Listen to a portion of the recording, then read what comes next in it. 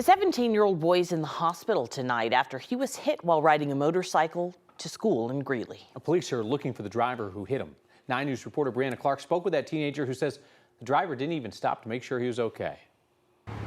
Scared, by myself, I had no one with me. John Doe says he was riding a motorcycle down Highway 85 in Greeley Monday morning. I was on the way to go get my motorcycle endorsement. John says he spotted an SUV ahead, trying to turn left onto 22nd Street.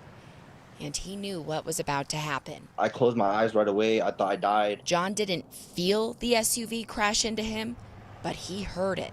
I had my backpack on, so I was sliding across the street, and I remember I just looked up, and you hear a lot of metal, a lot of really things that I really haven't heard. You know what I mean? Just a lot of tires screeching.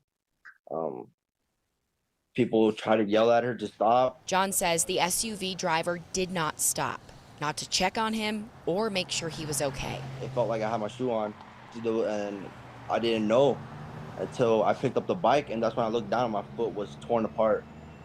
And I didn't feel none of it. It wasn't hurting. John broke all 5 toes on his left foot. He had to have surgery to repair his injuries. John says his helmet may have saved his life. This traumatized me, so I just want to make sure that all bikers out there, you guys ride safe. I probably won't be on a bike ever again. More than anything, he wants the driver who hit him to take accountability. That's really something that hurts me the most. I mean, if it was me, I would have stopped. John tells me he just wants the other driver to turn themselves in. In Greeley, Brianna Clark, 9 News. Leaders at Denver's North High School say someone fired shots into a car in the school's parking lot today. No one was hurt. In a message to parents, the school says somebody fired at a parked vehicle in the West Auxiliary parking lot, then took off. No one was in the car at the time. School was put on a secure perimeter, and police are investigating.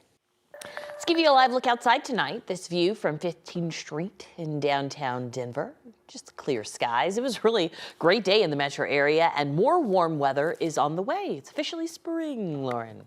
That's right. We saw our first full day of spring this afternoon, and boy, did it feel like it. That sunshine came, temperatures soared into the 60s, and we have several more days in store before we're looking at more winter weather. But right now, temperatures across the state, not too bad for this time of night. We're at 48 degrees at DIA. Most of the Front Range and Eastern Plains in the 40s and low 50s. We can see some 20s, 30s, 40s in the high country, 30s, 40s, 50s across the western slope. Temperatures pretty mild for this time of year. Now, as you take a look at our HD Doppler radar, there's a lot of moisture south of Colorado, and that's been bringing some very scattered but light rain and snow showers across south central and southwestern portions of the state. You can see some light snow showers pushing through Telluride, and the same goes for southern portions of the I-25 corridor through the Wet Mountains and Sangre de Cristo Mountains. A little bit of this moisture has been allowed to escape northward this afternoon into this evening, right over Aspen through Fairplay. Although we've been very dry in Denver, I think that's where we're going to stay. Now, we go through the rest of the evening. We're still going to watch for those very spotty drops to the south, but we will see another warm, breezy day going into the weekend, and we do have more snow showers coming in next week. I'll have those details for you just ahead. Today, Denver police released more details on the shooting deaths of 2 people at one of Denver's homeless hotels. A medical examiner says somebody shot 38-year-old Dustin Dunn several times just before 3 in the morning Saturday at the former DoubleTree at Quebec and I-70. The other victim, 43-year-old Sandra Cervantes, died from a single gunshot. No suspect is in custody. Now the city's adding more security at all of its hotel shelters for people who've been living on the streets. It took more than 800 911 calls to those 4 hotels to get that to happen. More than 400 of the calls came from the DoubleTree since November 1st of last year. Added 24/7 DPD presence. We've added 24/7 private security presence. And we've also created a check-in system that every single person that's coming through the front door has to swipe in order to get into this building, so that only the guests of this building can be here. There are also security cameras and guards at every entrance. Before this week, none of that was in place. Denver Fire tells 9 News that the station closest to the former DoubleTree has responded to 158 more calls in January and February than the same time last year. So many calls, they're now changing their response. They're working to bring in a medical truck for those calls so they're not running fire trucks every time they get a call from that shelter. The funeral home where investigators found nearly 200 bodies inside is still standing after several scheduled demolitions fell through. The Environmental Protection Agency is struggling to find a landfill to dump the waste.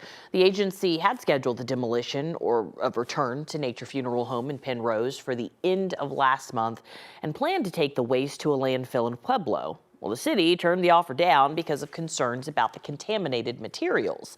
The EPA continues to say there are no public health risks associated with the demolition. In the meantime, families whose loved ones were found in the building are frustrated that it's still standing. I still have to drive past this building and know that my husband was laying in there, that I can't get the closure I need to fully move on with my life. Fremont County says they picked out a new landfill and are confident they're not going to back out. The demolition could start in April. A movie theater opened for nearly a century in Denver, soon going to show its final film. The Esquire at 6th and Downing announced it will close in July. Landmark Theaters got permission from Denver City Council last night to begin renovations on that 97-year-old theater. A group of high school students tried to give the building a historic designation, which would have preserved the outside of the theater. Instead, the project will be one of the first to use a new Denver program which adapts existing buildings for new usage while preserving their historic features. Hopefully it will just be, it will be a good chapter in the history of the Esquire, and it'll continue on. Maybe not as a theater showing movies, but, as long as the legacy lives on is what matters. That building will likely be redeveloped into office space, retail, and restaurants. It is a great time to be a basketball fan in Colorado. The CSU men are officially in the NCAA tournament after a win over Virginia last night. A dominating performance tonight. CU men, they're in a closer game right now against Boise State, trying to win their own first 4 game. CU women are already in the tournament as a 5 seed. 9 News reporter Jennifer Meckles joins us from Boulder, wearing the CSU green, but at the home of CU, really trying to straddle the line tonight. And let's cheer for everybody. Love to all. I like it. Yes. Listen, Kyle, I packed 2 hats. One was green and one was blue. And since the Buffs are playing Boise State tonight, I was like, let's not do blue. Green felt safer than my only options.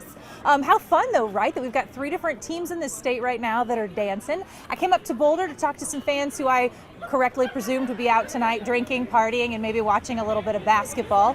CU fans tell me, they're very polite about it. They're excited for their in-state neighbor CSU and their win yesterday. I'm not going to say they were overly excited, but hey, a win is a win. And again, 3 teams dancing at the same time. It's been a minute since we've been able to say that here in Colorado. Fans are excited, and they're still finishing all their brackets. March Madness is always the best time of the year, I think. CSU had a great win last night. Hoping the Buffs can do the same tonight and then rally on through. March is always fun. Hoping for some big upsets and long runs. Women's team's been awesome to watch this year. I think they've gotten a lot of eyes on them. I know I didn't really pay a lot of attention in the past, but everybody's really hopped on the train. I've made 3 brackets, yeah. Okay. So yeah, they all kind of go in different ways. Doing it with my heart more so than my head, but hoping for the best with those too. I don't know what the correct strategy is with making a bracket, but I heard that a lot today. Just do it with your heart and hope for the best. Looks like that game's still really close, guys. 40-37, Buffs up right now. Of course, we'll be following this game and our sports team. I think it's Jacob Toby's working tonight. He'll have the updates on that game later in sports. Totally endorse the head-heart double bracket methodology. You don't have to compromise. It's true. Yeah. Yeah, I like that. All right, Jenny, thank you very much. Exactly.